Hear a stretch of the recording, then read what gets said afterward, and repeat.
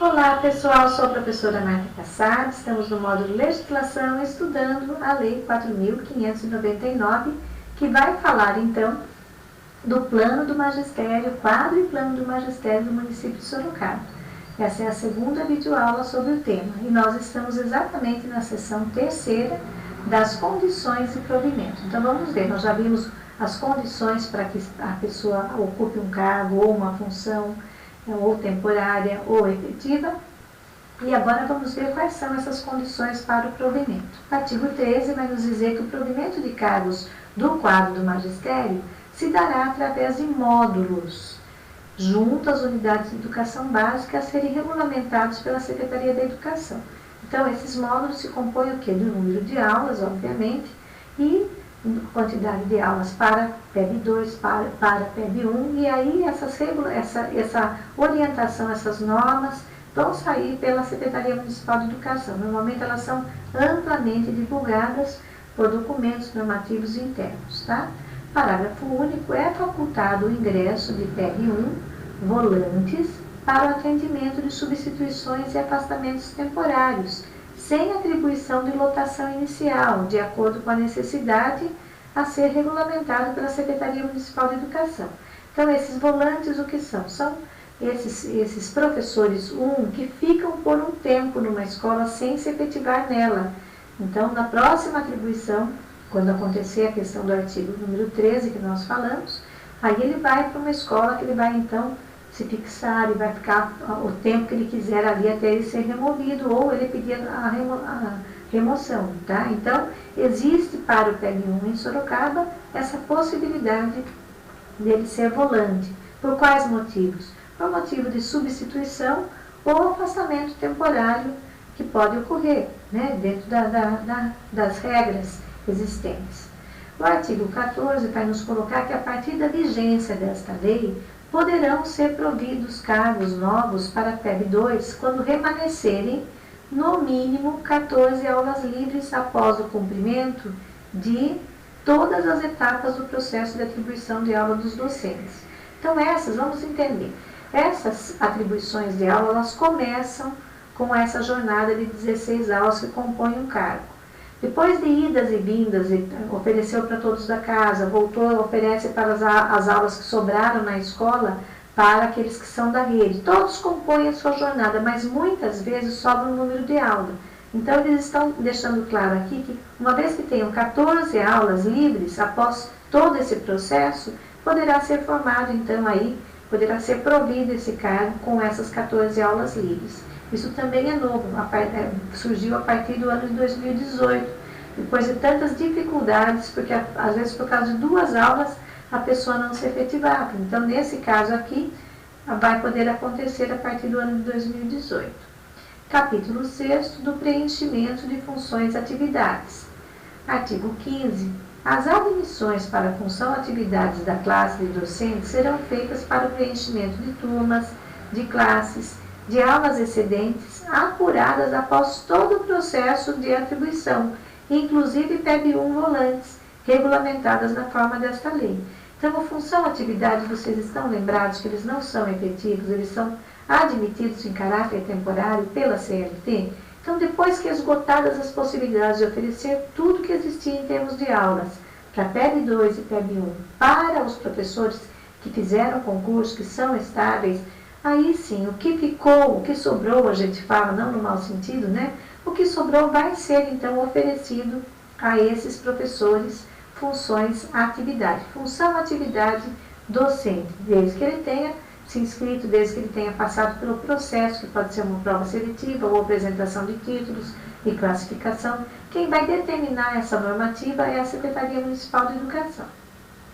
Artigo 16. Poderão ser feitas admissões para a função atividade da classe de docente também nos seguintes casos. Inciso 1º, para reger turmas, vou pôr no lugar certinho isso aqui para vocês lerem sozinhos. Para reger turmas, classes ou ministrar aulas cujo número reduzido, especificidade e transitoriedade não justifiquem o provimento do cargo. Portanto, eles podem reger essas turmas ou classes porque existia um número tão pequeno que não vingou a formação de um cargo. Inciso segundo, para reger turmas, classes e ministrar aulas atribuídas a ocupantes de cargos ou função ou atividades afastados a qualquer título. Afastado por quê? Ou ele está indo para a Secretaria Municipal de Educação, para um cargo, ou para uma outra secretaria, pode ser uma secretaria do meio ambiente, que atuam muitos professores ali, ou então para um cargo em comissão, ou então para uma função externa, tudo pode acontecer. Então, esse afastamento, essa função, atividade poderá cobrir por esse tempo determinado do afastamento do titular naquela unidade escolar. Ele pode ministrar classes ou aulas atribuídas se for para a PEB 2. Também, inciso terceiro, para reger turmas, classes ou ministrar aulas decorrentes de cargos vagos, porque ainda não, ou aqueles que não tenham sido criados. Por exemplo, inaugurou uma escola nova, tem cargo novo, não é período de remoção ainda. Então, essas pessoas poderão ocupar esses cargos vagos até esse período de transição do ano, onde tem a remoção e os professores efetivos estarão indo para ocupar essas turmas e classes, etc. E aí sim, então, como é por tempo determinado, esse função atividade deixa, então, a partir do momento que se encerrou esse período, ele deixa aquela escola, ok?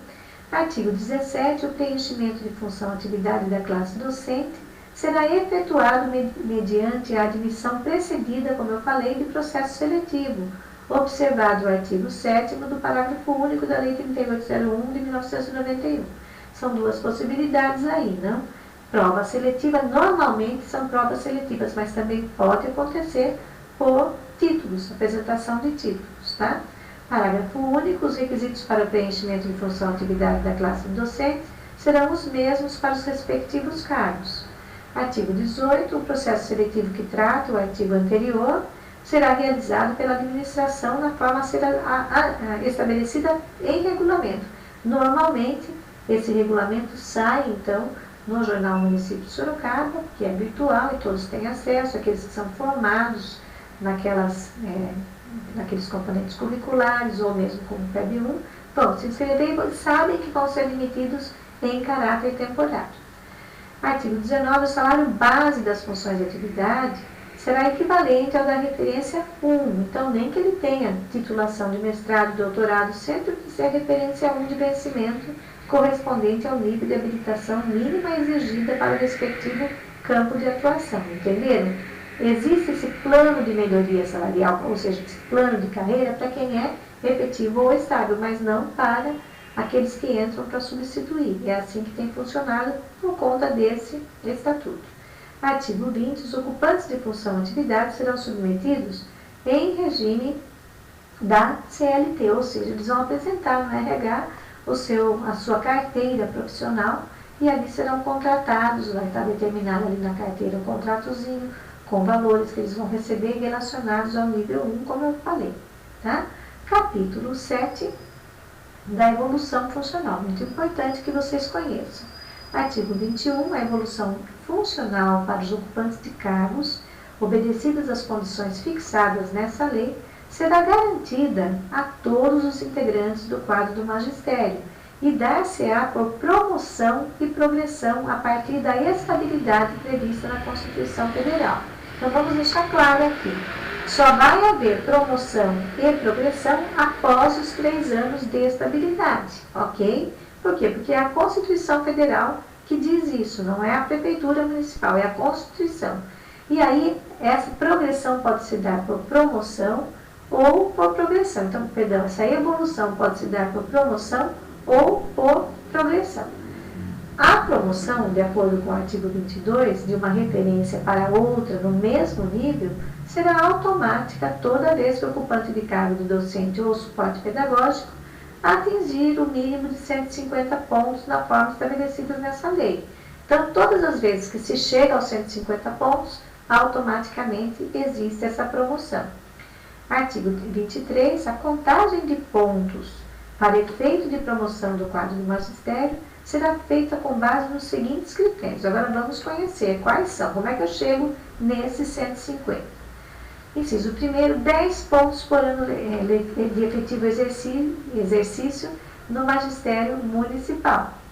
20 pontos ao ano por assiduidade, sendo considerado assíduo aquele servidor que tiver no máximo 6 faltas abonadas por ano. 6 faltas ano. Não falaram abonadas aqui, foi eu que falei. 6 faltas ano, computando-se para esse fim também as faltas abonadas ou as justificadas, e não se computando as demais faltas legais, ou 10 pontos por ano para aqueles que nas mesmas condições tiverem de 7 a 12 faltas, ou seja, no ano, ok? Portanto, caem as condições se a pessoa teve um número maior de faltas. Cai então as facilidades, cai então essa pontuação por assiduidade.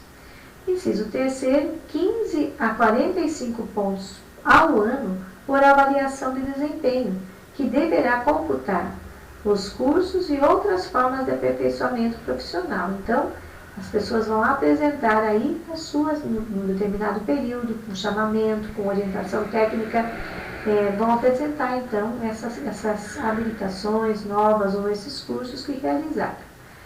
E, inciso quarto, 150 pontos pela conclusão do curso de administração pública promovido pela administração. Para quem não é de Sorocaba ou para quem não tem conhecimento, vamos explicar. Existe um curso promovido pela Prefeitura Municipal de Sorocaba, que é um curso de administração pública, que ele tem 360 horas como carga horária. E é um curso que as pessoas passam por uma seleção, né? Então internamente tem uma seleção. As pessoas selecionadas vão fazer esse curso, passam por avaliações regulares e aí eles vão ter essa titulação de administração pública, considerado uma especialização, tá? E aí quem conseguir conquistar esse título também ganha 150 pontos. Todos os anos acontece. Inciso 5º, 150 pontos para cursos de nível superior de graduação na área da educação, diferente do requisito do cargo que ocupa. Por exemplo, ele é um PEB1 que fez o curso de Geografia. Então, ele apresenta esse título, que é da área da educação também, e ele vai ter mais 150 pontos. Apresenta o título no período que está sendo, então, orientado em regulamentação própria. Ou, então, ele é professor de Educação Física e fez aí um outro curso de graduação relacionado a por exemplo, História, Geografia, outro componente curricular, então ele pode apresentar também. Mas se ele fez uma graduação na área de Direito, essa titulação não entraria, porque o Direito não é área de educação, ok? E aí o que mais? A não ser que seja um curso de especialização, mas aqui que está falando só em graduação, tá? De ensino superior. Artigo 24. As eventuais punições por problemas disciplinares implicarão em redução dos pontos obtidos desde a última movimentação ou do enquadramento até a data de sua ocorrência na seguinte proporção. Então, houve uma abertura de processo disciplinar, está naquele período que as pessoas estão ainda se defendendo e tudo mais, então até aí não teve redução, mas assim que finalize esse período, essa punição publicada no jornal Município de Sorocaba, essa repreensão, como nós vamos ver, se é uma advertência, se é uma suspensão, existe uma redução dessa pontuação da última movimentação ou do enquadramento. Na linha A, nós vamos ver que essa punição pode ser uma advertência por escrito, que vai dar uma redução de 10 pontos, quando se reduz pontos também se reduz uma possibilidade de melhoria salarial. E também a suspensão, que vai ocorrer a redução de todos os pontos obtidos na avaliação de desempenho. Então, é uma questão bastante delicada, né? Abriu-se um processo administrativo por falha, alguma falha ocorrida por esse servidor, e ele fica suspenso por 10 dias, 15 dias, então ele perde todos os pontos da avaliação de desempenho. Artigo 25.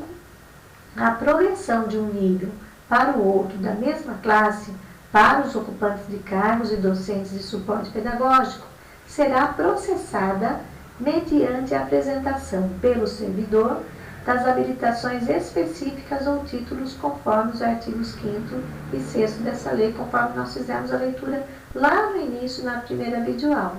Então, para ele passar de um nível para o outro, ele vai, então, apresentar essas habilitações no mestrado, no doutorado, na forma que nós vimos na primeira videoaula. O parágrafo 1º vai dizer que a progressão de que trata o caput deste artigo, ou seja, o que está dizendo no artigo 25, só poderá ocorrer se o servidor não tiver sofrido nenhuma punição disciplinar na forma desta lei ou a partir da prescrição destas na forma do Estatuto dos Servidores Públicos Municipais de Sorocaba. Quer conhecer o Estatuto dos Servidores Públicos Municipais de Sorocaba?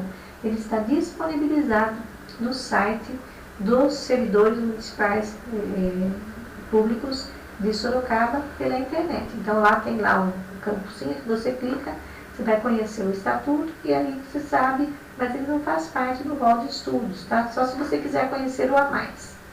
Parágrafo 2º, quando a progressão, o servidor será enquadrado na classe de vencimento e nível de progressão, conservando a sua referência, ou seja, conserva-se a referência e melhora-se então a progressão dele, ok? O que mais temos aqui? O artigo 26 foi revogado e aí nós temos o capítulo 8º, que vai falar da jornada de trabalho. Artigo 27, os ocupantes de cargos de suporte pedagógico ficam sujeitos a 40 horas semanais.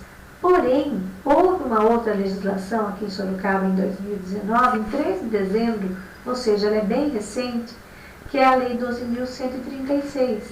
E ficou acrescentado, então, o parágrafo 4º do artigo 9º da Lei 8.348 de 2007, que cria e extingue cargos do quadro permanente com a seguinte redação: os cargos do quadro do magistério pertencentes ao suporte pedagógico que compõem-se de supervisão de ensino, direção, vice-direção de escola, orientação pedagógica, serão abrangidos por essa lei, sendo fixada, portanto, a partir da publicação desta lei, uma jornada de 30 horas semanais.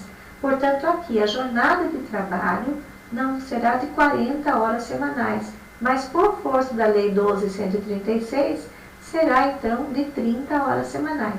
Portanto, aqueles que passarem nos concursos de suporte, que compõe-se de diretor, vice-diretor e supervisor, orientador pedagógico, eles serão, então, admitidos na jornada de 30 horas semanais e não de 40, ok? Eu deixei isso claro aqui porque eu fui buscar nessa outra legislação. Artigo 28, a jornada de trabalho do pessoal docente é constituída por horas-aula e horas de trabalho pedagógico, que a gente chama aqui em Sorocaba de HTP, nunca excedendo em conjunto o limite de 40 horas semanais. As horas-aulas serão propriamente ditas previstas nas grades curriculares. As HTP são um tempo remunerado de que disporá o docente prioritariamente para participar de reuniões pedagógicas e ainda preparação de aulas, correção de trabalhos e provas, pesquisas e atendimento a pais e alunos. Portanto, também uma pergunta que pode cair no seu concurso. Para que servem as HTPs, as horas de trabalho pedagógico? São tempo remunerado? Sim, são tempo remunerado. Quem fará? Todo docente. O que acontece? Ele tem que participar das reuniões pedagógicas e ele vai fazer nesse momento ainda a preparação de aula, além de participar das reuniões pedagógicas, ele tem esse momento do HTP que a gente chama de individual, para ele preparar aulas, corrigir suas provas e trabalhos, fazer pesquisas que são necessárias, também atender os pais dos seus estudantes, dos seus alunos e propriamente dito também os alunos, ok? A hora e o o HTP, serão de idêntica remuneração, não tem remuneração diferenciada, ok? O artigo 29 vai nos dizer que nas unidades de educação básica, os ocupantes de cargo ou função especial docente ficarão sujeitos às seguintes jornadas de trabalho semanais. Aqui já é o estudo, o enquadramento daquele 1/3 de jornada. Então, vamos ver como é que ficou isso. Inciso 1º, 26 horas aula, ou seja, 14 de HTP, correspondente a PEB 1, atuando como educantes atendidos em período integral na educação infantil. 25 horas aula e 13 correspondente a PEB 1, com educandos atendidos em período parcial na educação infantil. Portanto, é diferente o número de horas de HTP para quem atua em período integral e quem atua em período parcial na educação infantil. 23 horas aula e 12 HTP correspondente a PEB 1, atuando com educandos atendidos no ensino fundamental. Mais uma diferença. E 14 horas aula e 7 HTP, considerada a jornada mínima do PEB 2, podendo ser ampliada até o limite máximo. O que mais temos aqui? Como parágrafo 1º, o PEB 2 que assumir 26 aulas semanais ou mesmo mais aulas, deverá completar a jornada máxima de 40 horas com HTP. Parágrafo 2º, no prazo de 2 anos da publicação desta lei, será incluída na grade curricular da rede municipal de ensino. Ou seja, foi em 2018, agora já tem que estar no ano de 2020 incluído. De que forma? Inciso 1º, a disciplina Artes aos educandos atendidos em período parcial na educação infantil e no ensino fundamental. E a disciplina Educação Física em todas as unidades de educação básica. Portanto, Sorocaba passa a ter, então, na grade, Artes aos educandos em período parcial da educação infantil e no ensino fundamental, a partir do momento que se completar 2 anos da publicação desta legislação, e Educação Física em todas as unidades de educação básica. O artigo 30 foi revogado, o artigo 31 nos traz que poderá o docente, além da jornada obrigatória, assumir carga suplementar de trabalho. Isso é muito comum. Estabelecida como, ao PEB 2, além da jornada obrigatória, assumir a carga suplementar, desde que sua somatória não ultrapasse o limite máximo de 40 horas semanais, considerando o HTP. Ao PEB 1 e ao PEB 2, além da jornada de trabalho obrigatória, assumir carga suplementar de atividades educacionais desenvolvidas no turno inverso, cujo total não ultrapasse 44 horas semanais, incluindo o HTP, não se incorporando e não se constituindo salário base para nenhum efeito legal. Quais efeitos? Aposentadoria, por exemplo, e outros relacionados à legislação. Parágrafo único. A jornada cumprida a título de carga suplementar de trabalho será constituída de horas-aula e HTP, valendo apenas para o ano letivo ao qual corresponde a atribuição. Portanto, todos os anos, se a pessoa tem interesse e tem possibilidade, de acordo com esses incisos, a pegar aulas como carga suplementar, ele vai ter que pegar novamente no próximo ano, numa outra atribuição. Ok? Uma vez que você pega, não vai ser para sempre. Todos os anos poderá ser renovado. Poderá pegar? Poderá. Porém, de uma outra forma, porque os projetos das escolas também são diferentes. Artigo 32. Caberá à Secretaria da Educação regulamentar as atribuições das jornadas de trabalho docente e fixação de carga suplementar com base nos dispositivos dessa lei. Sim, todos os anos sai a normativa e os professores, os diretores ficam bem cientes de quais serão as regras para a atribuição de jornadas e para a carga suplementar. Parágrafo único. A carga suplementar prevista no caput deste artigo, ou seja, aqui no 32, será constituída a partir das aulas remanescentes de ampliação das jornadas de trabalho. Então, esse é um dos motivos que todos os anos tem que ser renovada, essa inclusão da carga suplementar na atribuição. Por quê? Porque, como é o restante que sobrou da ampliação de jornada, cada ano é uma situação diferente, né? Artigo 33. A hora-aula terá duração de, vamos ver, 45 minutos para os cursos noturnos, 50 minutos para os cursos diurnos. Essa redação foi dada em 2007. Artigo 34. As HTP serão cumpridas da seguinte forma. Vamos ver quais são as formas. 40% em seu local de trabalho ou em local determinado pela Secretaria Municipal de Educação devidamente convocado. Isso é redação de 2018. Portanto, 40% no local de trabalho, bem alinhado já com o texto da jornada, vejam bem. 60% em local de livre escolha do docente, sem prejuízo das convocações extraordinárias que possam ocorrer. Parágrafo 1º. A duração da HTP corresponde a 45 minutos. Então, a hora-aula é de 50 minutos, mas a HTP vai ser de 45. O professor de Educação Básica 2, ou seja, o PEB 2 com carga suplementar, terá a sua HTP proporcional com a sua jornada atribuída. Então, esse cálculo quem vai fazer é o diretor da escola em conjunto com esse professor, ele vai saber qual é o número, já que ele dá mais aulas, ele tem que fazer mais HTP. Na composição da jornada de trabalho do professor de Educação Básica, observar-se-á o limite máximo de 2/3 da carga horária para o desempenho das atividades de interação dos educandos, tá? Essa redação é de 2018. Artigo 35. Nos cálculos para pagamento da jornada semanal de trabalho docente, o mês será constituído de 5 semanas, tendo-se como já remunerados os dias de repouso semanal. Então, também é uma pergunta que poderá aí ser alvo do concurso, tá?